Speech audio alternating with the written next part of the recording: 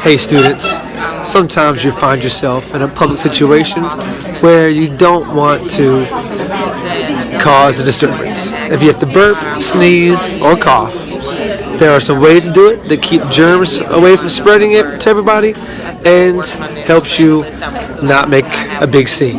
So, here's some examples. You've heard doing a dab, but here's a snap. You ready? Look, the germs are right there. That's it. My hands are clean. That's what you want to do. If you got a burp, burp like that, and you're good to go. Trust me. And don't forget to say, excuse me. Excuse me.